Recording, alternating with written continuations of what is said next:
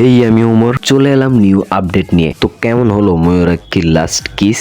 আসলে তাদের যে প্রমোশনাল ভিডিওটা ওটার টাইটেল দিয়েছে ময়ূরাক্ষীর the last kiss trailer type. তো ইন্ট্রোবাদ দিয়ে চলেন রিভিউতে যাই। ভাই সত্যি করে বলতে গেলে ট্রেইলারটা আমার কাছে ভালো লাগছে। প্রমোশনাল মেটেরিয়াল হিসাবে এটা ভালোই ছিল। নর্মালি বাংলাদেশি ফিল্মে এইসব দেখা যায় না, কিন্তু মুভিটার জন্য আফসোস হইতাছে ভাই। এত ভালো একটা মুভি তুফানের সাথে দেওয়াটা ঠিক হচ্ছে না ওদের। মুভিটাকে ববির কামব্যাকও বলা যায়। মুভিতে আশা করি ববি তার সেরাটা দিয়েছে, খুব ভালো অভিনয় করছে, বিশেষ করে তার সাইকো টাইপ হাসিটা কি বলবো।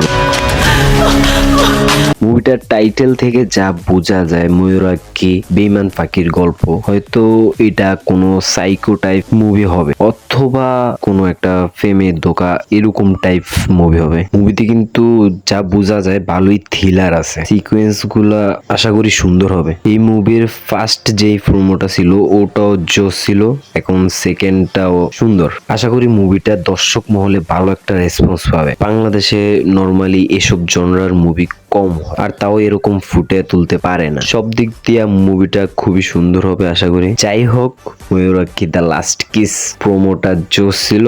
এর মতো এখানেই শেষ করতেছি, দেখা হবে অন্য কোনো মুভির ট্রেইলার অথবা মুভি রিভিউ নিয়ে। হেই, ইসরায়েলি পণ্যগুলা বয়কট চালিয়ে যাচ্ছেন তো।